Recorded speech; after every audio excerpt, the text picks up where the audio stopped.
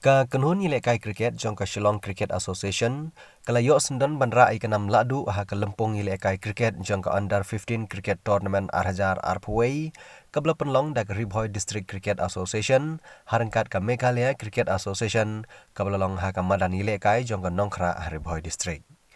Kene kenam job kabala lech ka Shillong Cricket Association bandra sendon ya kenam ladu jong ka te lempung kalawan hadin makalala ban penlimno ya kenhon ile kai jong ka Tura Cricket Association ha ka jingi khun ya ka final dak kendai weekend. Nakaliang ginong penia jong ka te lempung kila samru dagi kusnam baper segirang ile kai kibala ile kai bha ha kene ka lempung ha ka bai kenam man of the match lara dau Harshit Prasad Natura Cricket Association badi kenam man of the series lara dau Ankit Tamang na ka Shillong Cricket Association bad ka best umpire kala lech Shaw Shankar Newar na ka Ribhoi District Cricket Association. Lawan ban ya sakilang ha kene ka jing penhap perdano ya kene ka lempung ile kai cricket da unaba Bata Charji Ubri Chairman jong NECDC uba Gideon Kharkongor Ubri General Secretary ka Meghalaya Cricket Association Udhru Bajiyoti Thakuria Ubri Treasurer ka MCA uba Reynol Kharkamni Ubri President jong RBDCA uba Michael Kharhunai Ubri Secretary ka RBDSA bat kiwe pat.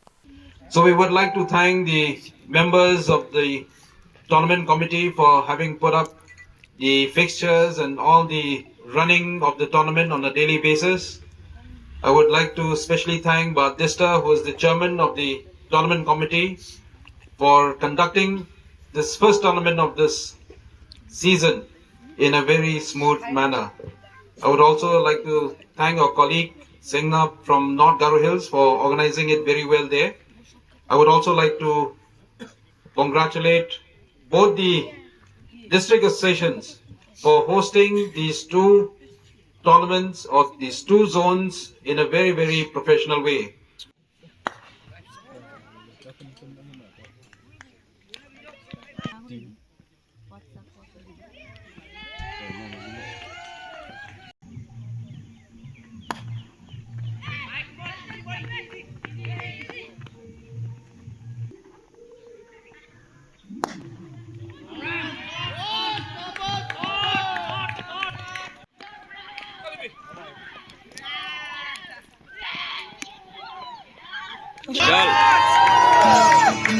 Hey, hey.